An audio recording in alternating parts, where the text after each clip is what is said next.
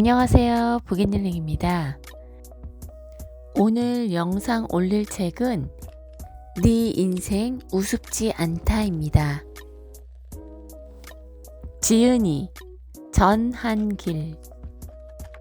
대한민국의 공무원 시험 1타 강사로서 현재는 메가 공무원에서 한국사 강의를 하고 있다.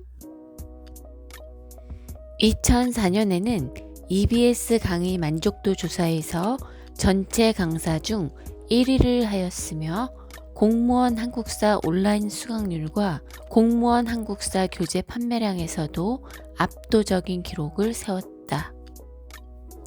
수험생보다 수험생을 더 생각하는 강사로 알려졌으며 청춘에게 전하는 진심 어린 위로와 고언을 담은 강의 영상은 세대를 넘어 많은 이들에게 용기와 영감을 주었다.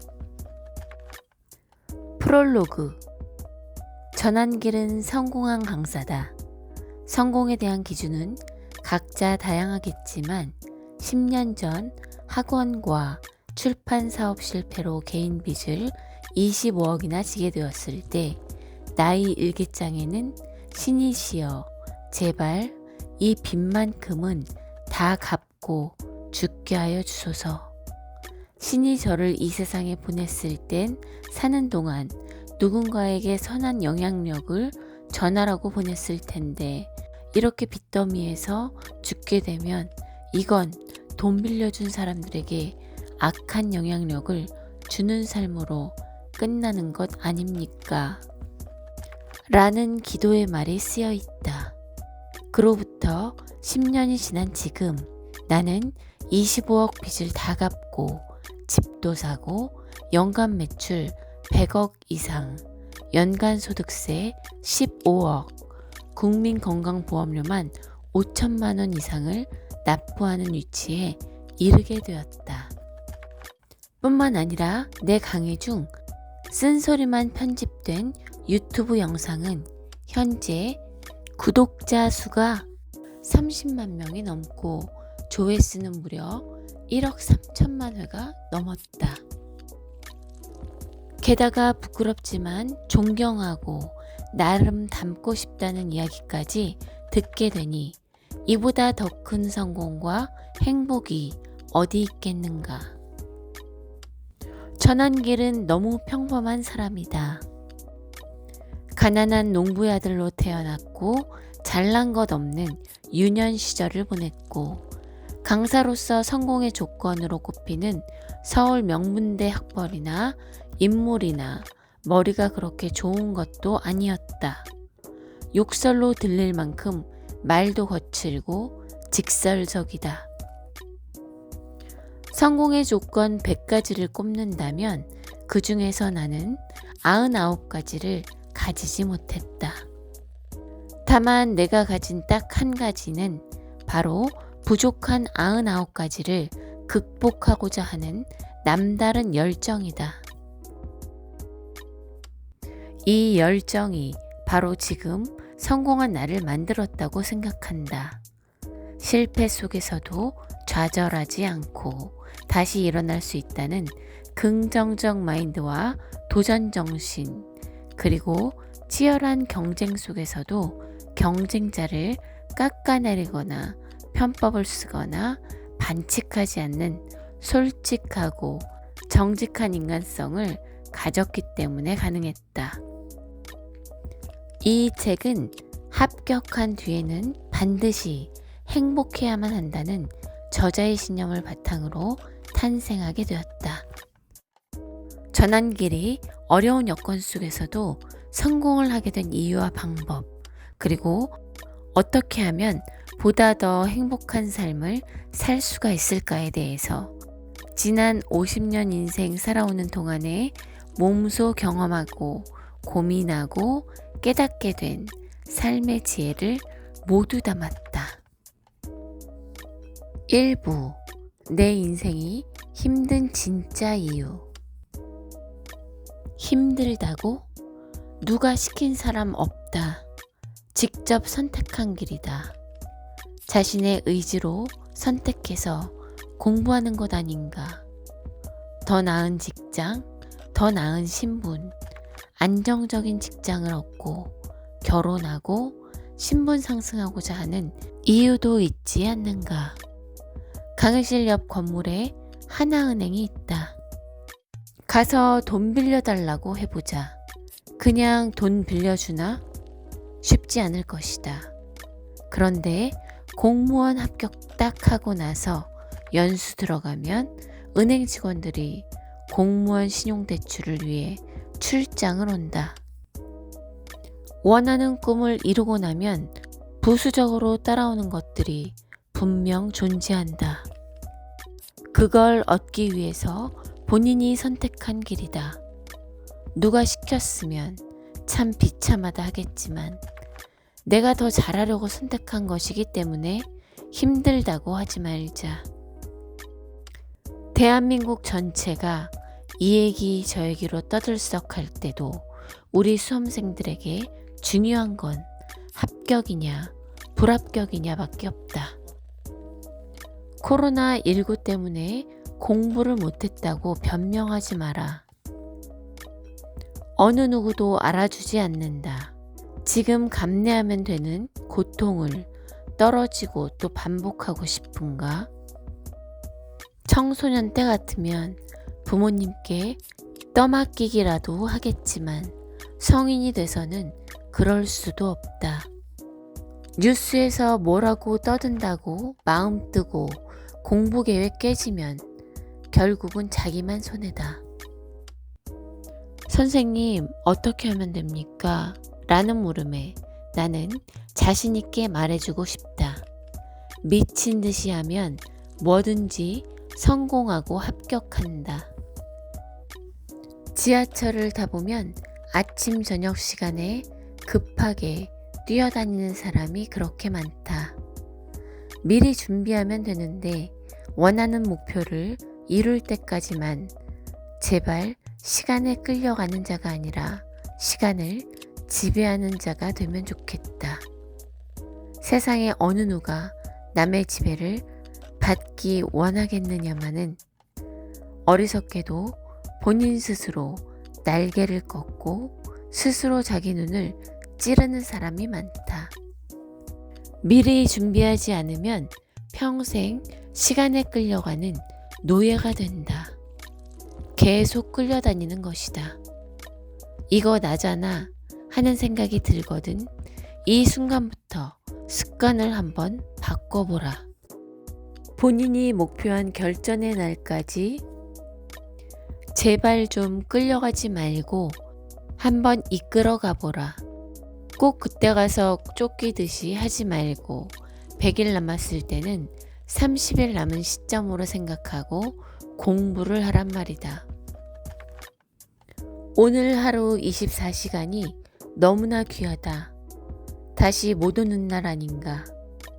절대적인 시간은 바꿀 수 없지만 어떻게 이용하느냐에 따라 상대적으로 바뀌지 않겠는가. 이 24시간을 쪼개자. 24시간을 전체 하나로 보고 이걸 다시 5조각으로 쪼개서 하루를 가장 알차고 후회되지 않게 보내자. 대나무가 길게 자랄 수 있는 것은 가지를 많이 뻗지 않기 때문이다. 그러다 보니까 올곧게 끝까지 자랄 수 있다. 대나무는 또 좀 자라다가 매듭을 만들고 좀 자라다가 매듭을 만든다. 그렇게 해서 아주 길게 뻗을 수 있다. 이런 대나무의 모습에서 얻을 수 있는 지혜는 2가지다. 첫 번째는 에너지를 오직 한 줄기에 집중하는 것. 2번째는 매듭을 만들면서 올곧게 자라는 것이다. 매듭이 없으면 나무는 부러져 버린다. 좀 자라다가 뒤돌아보고 자라다가 뒤돌아보며 점검을 한다는 거다. 이는 정반합의 변증법 논리에도 적용할 수 있다. 공부를 열심히 한다. 이게 흔히 말하는 정의다. 하지만 늘 공부가 잘 되고 집중이 잘 될 수 없다. 어느 순간 집중이 잘 안 될 때가 있기 마련이다. 그럴 때는 스스로를 돌아보게 되는데 이게 바로 반이다. 공부가 안 되는데 멍하니 책만 들고 있는 사람만큼 어리석은 게 또 없다. 이때는 바로 다시 공부를 하도록 만들고 싶은 동기를 부여해야 한다. 영화를 봐도 좋고 가까운 곳으로의 여행도 좋다. 한 걸음 떨어져 자신을 객관화하는 시간도 도움이 된다. 커피 한잔 하겠다. 한숨 자고 오겠다. 각자의 사정에 맞는 지혜로운 방법들을 마련하길 추천한다. 물론 매번 동기부여만 하는 사람은 열외로한다. 공부에도 매듭이 필요하다. 월, 화, 수, 목, 금, 토, 일 스케줄표 짤 때도 토, 일은 달라야 한다. 특히 일요일은 지난 6일간 공부를 돌아보고 부족한 걸 채울 수 있는 날로 남겨두어야 한다. 일요일까지 지나치게 빽빽하게 짜놓았다가 하루라도 구멍이 나버리면 계획이 틀어지면 마음도 틀어진다. 중요한 것은 꾸준히 수위를 유지하는 것이다. 이것이 합이다. 대나무로 치면 매듭을 만드는 것과 같다. 이 매듭을 얼마나 잘 만드느냐가 지치지 않고 목표점까지 달릴 수 있는 하나의 전략이 된다. 노량진에 올라온 이후 나는 딴 곳에 한눈을 팔지 않았다. 오직 강의와 교재 개발에 개인적으로 주어진 모든 에너지, 시간, 열정을 집중했다. 이렇게 집중하다 보니까 합격생들이 많이 배출되고 시험에 최적화된 교재와 강의다라는 입소문이 퍼지게 되면서 일타 강사의 위치에 오르게 되었다. 여러분들의 목표는 합격과 성공이다. 비법이라 하기에는 좀 단순하지만 자기에게 주어진 모든 에너지와 시간을 공부에 쏟아붓는 것만큼 정직한 방법은 없다. 나는 여러분들이 시행착오를 덜 겪고 목표를 이루기 위한 가장 전략적인 방법으로 나를 활용하기를 바란다. 그전까지 대충 살았는가? 그럼 지금 이 순간부터 달라지면 된다. 누구나 잘 안 되는 때가 있다. 그럴 땐 잠시 멈춰도 좋다. 그래, 이제 공부해야지. 이런 생각이 들면 또 집중, 다시 시작이다. 2부 핑계대지 마라. 난신적자들아. 촌철살인이라는 말이 있다. 사람의 말 한마디는 사람을 살리기도 하고 죽이기도 한다는 뜻이다. 초등학교 6학년 때 담임선생님이 칠판에 이렇게 썼다. 구주 오소경. 처음 보는 말이 신기해 선생님, 구주 오소경이 뭐예요? 질문을 했다. 그때 선생님이 야, 이 새끼야, 모르니까 배우지? 그때 그 말을 듣고 얼마나 충격을 받았는지 모른다.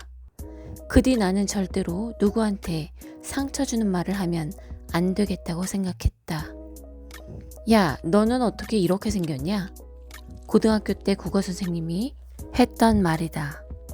어떡하겠습니까? 하고 넘어갔지만 몽둥이를 손바닥에 탁탁 퉁기며 내 면전에 대놓고 했던 그 말은 이미 40년 가까이 지났는데도 아직도 트라우마로 남아있다. 특히 선생이나 리더나 공무원 자리에 앉아서는 절대 인격을 모독하는 말을 해선 안 된다. 외모 비하라든가 집안을 들먹인다든지 말은 칼보다 더 깊은 상처를 남긴다. 경산 깡촌의 지지리도 못 사는 집. 그 당시 새마을 운동 때문에 기와집이 많았는데 유일하게 상철이 집하고 우리 집은 진짜 가난한 초가집이었다. 초등 4학년 때 나이 담임 정숙희 선생님이 마을을 돌아다니며 가정 방문을 했는데 내가 좋아하는 선생님이 가정 방문을 하니까 쪽팔려서 집을 보여주고 싶지 않아 도망가 버렸다. 다음날 수업 끝나고 선생님이 나를 불렀고 나는 심부름 갔다 왔다며 시치미를 뗐다. 한길아, 가난은 부끄러운 게 아니야. 스스로가 그렇게 생각하면서 도망치지 마라. 이렇게 이야기해 주셨다. 선생님도 청송에서 가난하고 힘들게 자랐지만 지금 이렇게 선생님을 하고 있지 않느냐고. 너는 성격도 좋고 밝은 아이니 훌륭한 사람이 될 거라며 등을 한번 안아줬다. 지금도 나는 그때 그 온기가 떠오른다. 바로 그게 선생님이다. 그렇게 선생님이 좋아서 공부를 시작했다. 선생님 덕분에 역사와 지리에 관심을 가지게 되었고 5학년에 올라가서 세계 역사연대표를 다 외웠다. 6학년 때는 우등상도 받았다. 역사를 가르치는 것을 업으로 삼고 있으니 선생님의 말 한마디가 내 인생을 바꾼 셈이다. 나를 낮추고 상대방을 존중하자. 어소러티는 권위라는 뜻인데 이 권위는 자기가 잘났다고 나오는 게 아니라 자기 자신을 낮출 때 나온다. 자신을 낮출 때 상대방을 이해할 수 있게 되는데 여기서 나온 영어 단어가 understand다. 낮은 곳, under, 선다, stand의 합성어로 그것이 바로 이해, 상대방의 눈높이, 존중하는 자세, 이 모든 것을 아우르는 진짜 진리다. 누구를 만나든 귀하게 여기고 당신을 세상에서 가장 존경합니다. 이런 마음가짐으로 대한다면 무조건 행복해질 수밖에 없다. 공직에 가더라도 나를 낮출 때 권위가 나온다는 것을 꼭 기억해주면 좋겠다. 구주 오소경, 진짜 나쁜 놈. 고3 때 첫 모의고사를 쳤다. 우리 집은 가난해서 국립대인 서울대에 가거나 경북대 가거나 둘 중 하나였다. 그 당시 3월 모의고사 성적이 서울대는 도저히 못 가게 생겨서 자취방에 오는 길에 도화지를 사서 마음을 다잡는 혈서를 쓰기로 했다. 현실은 TV에서 보는 거랑 다르더라. 저녁 먹고 난 뒤 손가락을 물어뜯기 시작했는데 결국 밤 12시, 새벽 1시 넘게까지 피는 안 나고 손가락이 퉁퉁 부어 벌겋게 되었다. 하지만 종이를 펼쳐놓았으니 쓰기는 써야 될 것 아닌가. 그래서 결국은 칼을 들었다.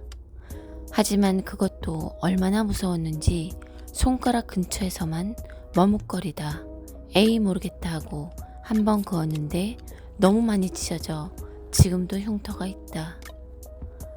이때 작성한 혈서 내용이 뭐였을까? 오늘부로 잠은 4시간만 잔다. 꿈을 이룰 때까지 목표한 대로 공부하겠다.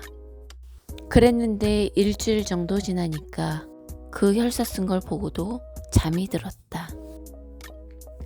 아직 어린 고3 때니까 나 자신한테 어찌나 화가 나고 실망했는지 그 길로 바로 혈서를 떼어냈다. 내가 이렇게 나약한 존재였단 말인가? 그리고 나서 고3 생활을 포기했다. 굳이 그럴 필요는 없는데 철없던 사춘기의 반항이었던 것 같다.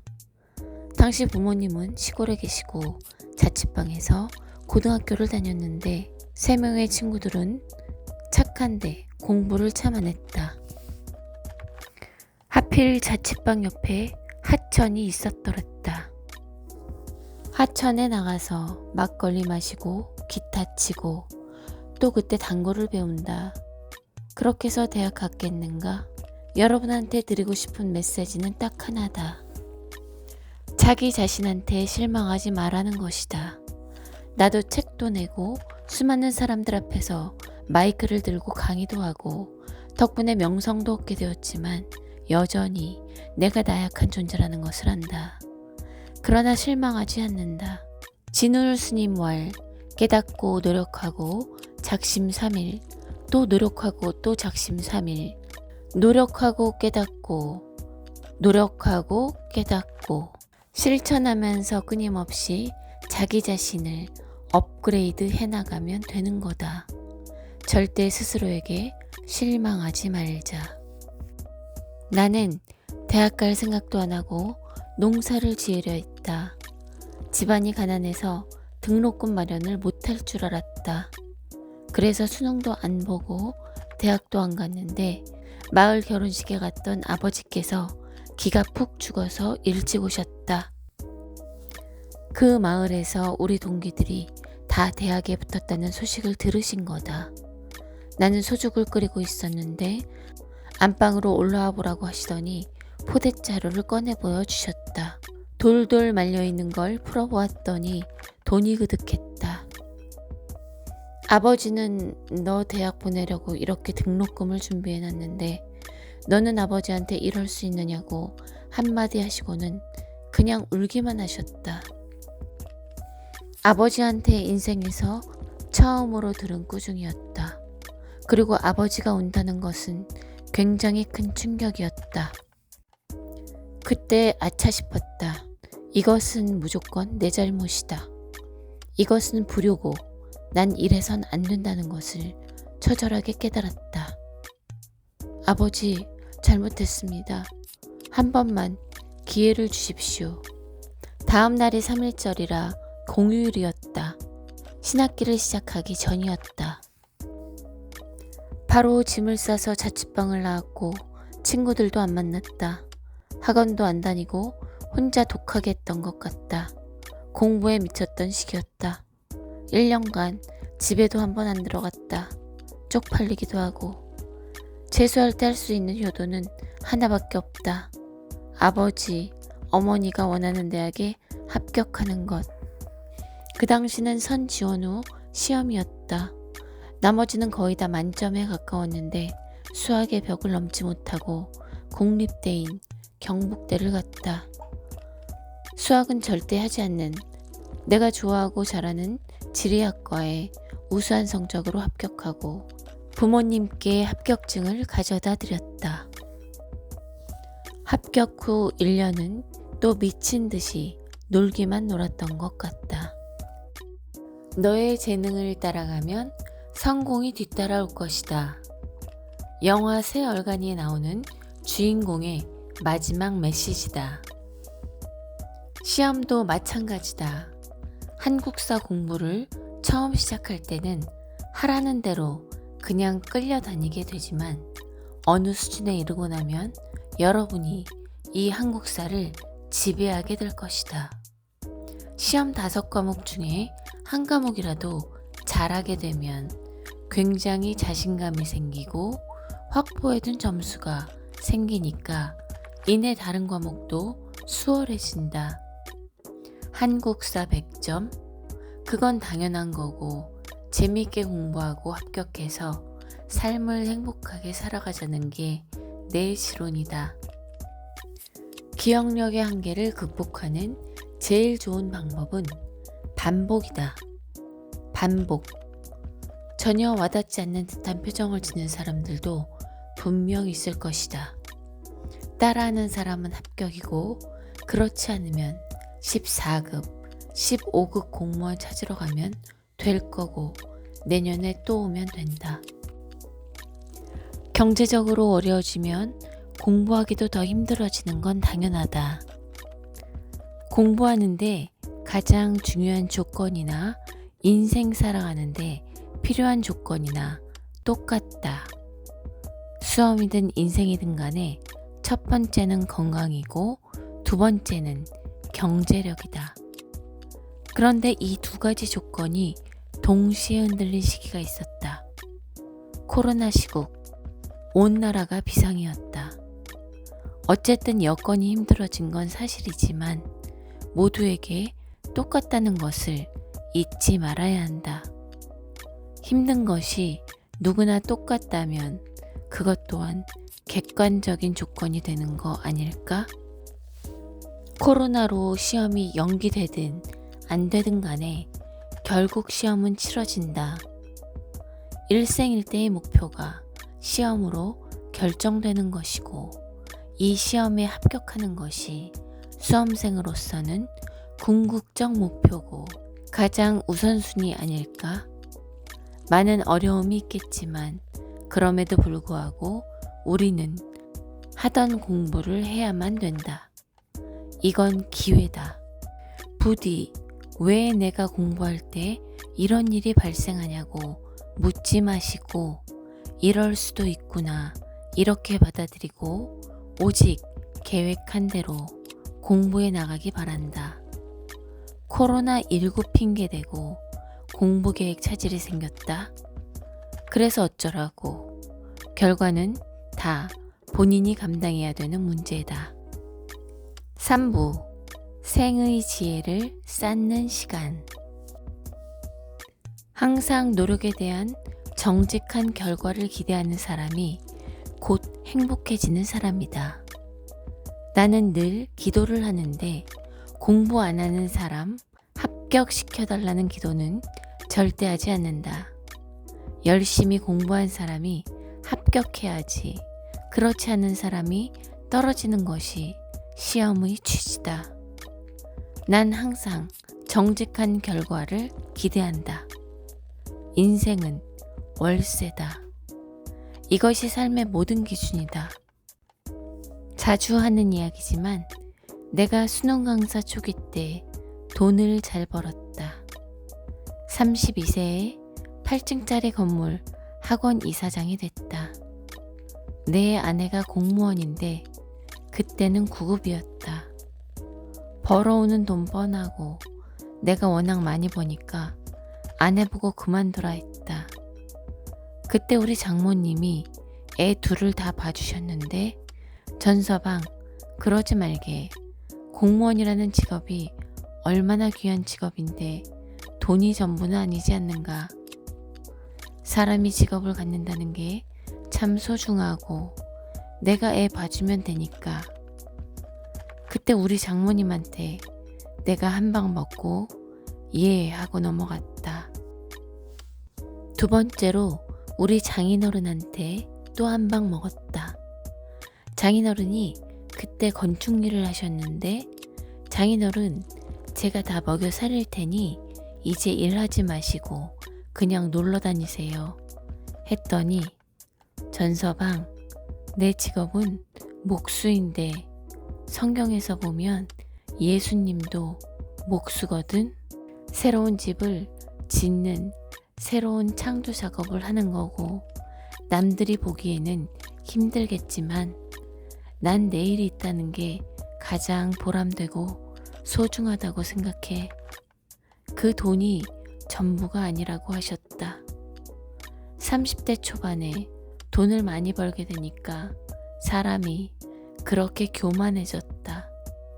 그 뒤로 내가 완전히 실패했다. 내가 엎어지고 난 뒤에 아내가 공무원으로 번 돈으로 애들 교육을 다 시켰다. 나는 10년 가까이 밑바닥 생활을 했다. 공무원으로 버는 돈이 적은 줄 알았는데 알고 보니 큰 돈이었다. 내 월급은 좀 들어오면 다 빚쟁이들이 가져가 버렸다. 하나도 없이 탈탈탈. 그렇게 아내가 벌어온 돈이 결국은 우리 가정을 지탱했다. 내가 참 못났다는 것을 깨달았다. 내가 그때 경솔하고 교만했다. 우리 장모님, 장인어른의 말씀이 맞다. 아버지, 어머니, 은퇴하라는 얘기하지 마라. 시골에 있는 우리 어머니는 공공근로를 하신다. 나이 77세인데 시골 가면 꽃길 주송하는 데가 있는데 도로에 코스모스 심고 그런 일이다. 처음에 우리 형님은 내가 창피할 텐데 그런 걸 하시느냐고 했다. 알고 보니 공공근로 일 시키는 면장, 부면장, 그 밑에 직원들이 다 아는 사람들이거나 내 제자들이었다. 그 사람들이 처음에는 안 믿었다고 한다. 그런데 시골에 소문이 나서 이제는 다 안다.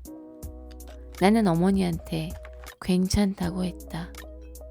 할머니가 지금 놀면 뭐 하시냐고. 그래서 우리 어머니가 그 일을 하시면서 요즘 너무 행복해 하신다.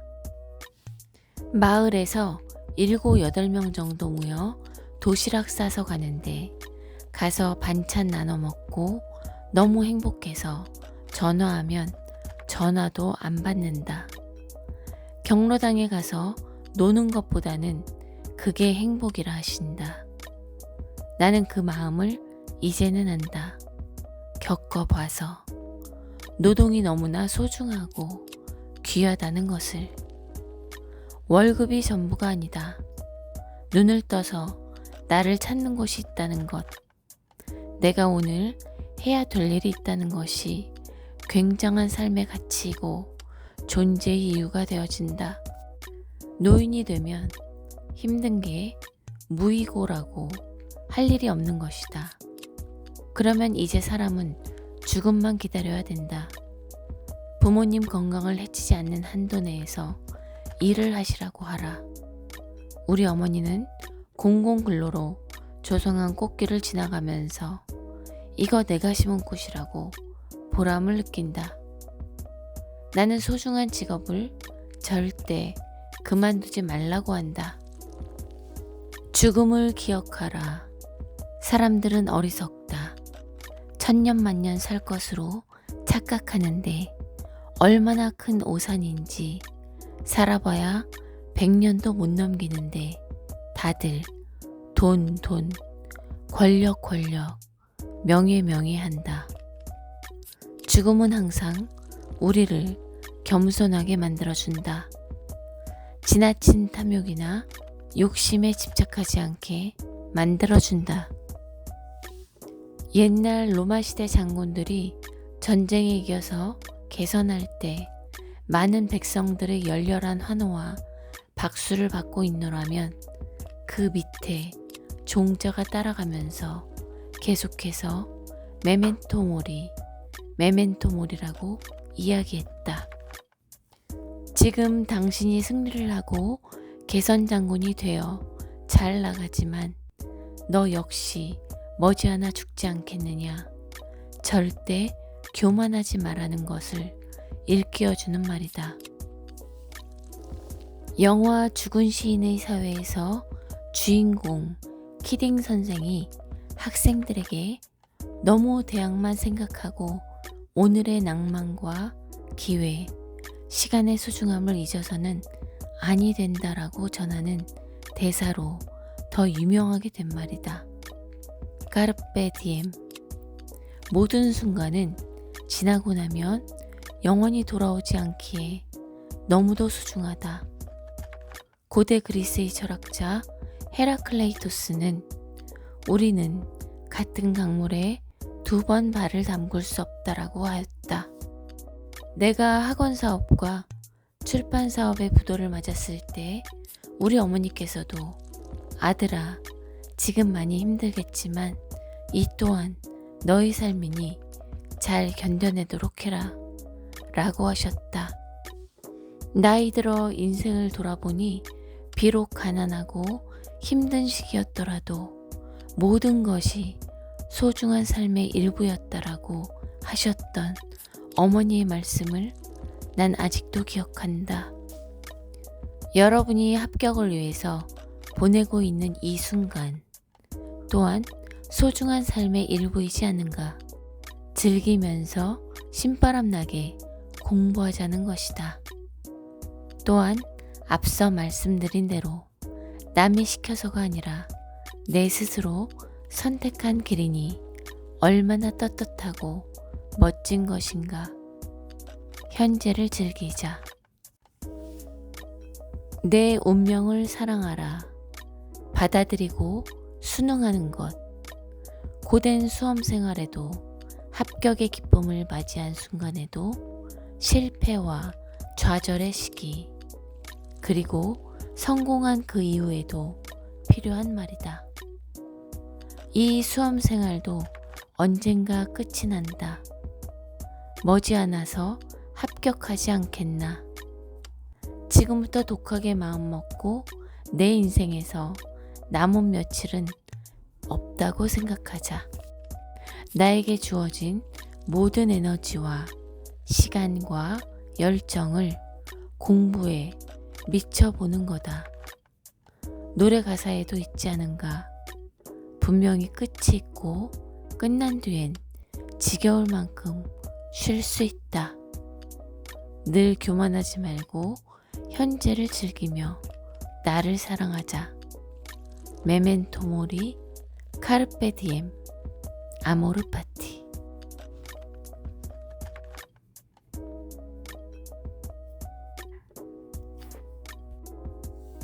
살다 보면 하늘이 노랗게 보이고 막다른 골목에 이르렀다는 생각이 들 때가 있다.